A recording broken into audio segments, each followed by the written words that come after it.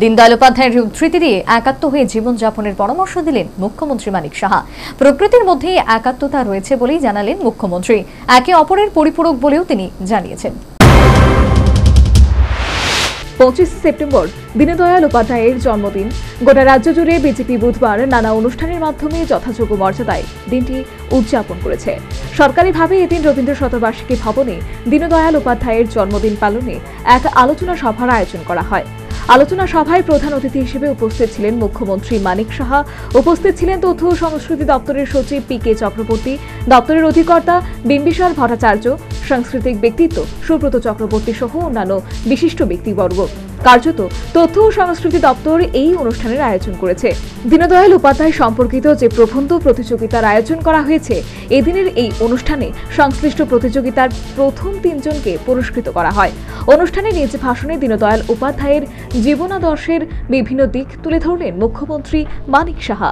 দীনদয়াল উপাধ্যায়ের উদ্ধৃতি দিয়ে একাত্ম হয়ে জীবনযাপনের পরামর্শ দিলেন মুখ্যমন্ত্রী।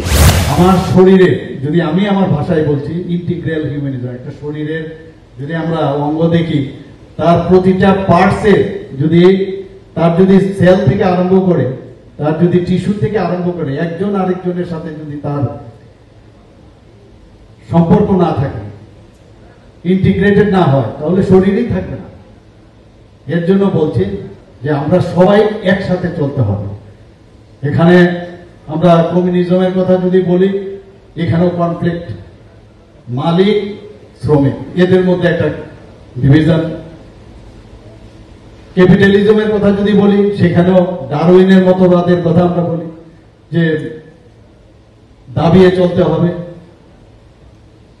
তো এই যে বিষয়, সেই জায়গায় দাঁড়িয়ে উনি বলছেন যে এইভাবে হবে না, আমরা একে অপরের হাত ধরে আমাদের চলতে হবে, প্রকৃতির মধ্যে আমাদের সকল অংশের মানুষকে নিয়েই চলতে হবে।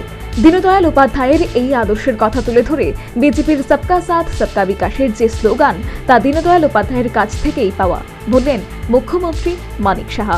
এখানে যখনই এই ধরনের গ্রিড থাকবে, কোন রকম স্বার্থের বিষয় থাকবে, সেখানে কনফ্লিক্ট দাঁড়াবে। সবাইকে নিয়ে চলতে হবে, যে কারণে বারবার বলছে সবকা সাথ সবকা বিকাশ ও বিশ্বাস আর তার প্রয়াস। এটা কিন্তু দীনদয়ালজিরই কথা, মাননীয় প্রধানমন্ত্রী বারবার বলছেন যে আমাদের সমস্ত মানুষকে নিয়ে আমাদের চলতে হবে। আপনারা ভাবুন যে প্রধানমন্ত্রীজি কি বলছেন, যে আমাদের যে গত বিশ্বকর্মা, এর আগে বিশ্বকর্মা পুজোর সময় 18টা শ্রেণীর যাদের কথা কেউ চিন্তা করতো না, সেখানে উনি বিশ্বকর্মা যোজনা একটা তৈরি করেছেন। প্রায় 13,000 কোটি টাকা তাদের জন্য উনি প্যাকেজ ঘোষণা করেছেন। তো এই হচ্ছে আমাদের পণ্ডিত দীনদয়ালজির চিন্তা ভাবনা। আমরা সর্বোপরি বুধবার রাজ্যে যথাযোগ্য মর্যাদায় পণ্ডিত দীনদয়াল উপাধ্যায়ের জন্মদিন উদযাপিত।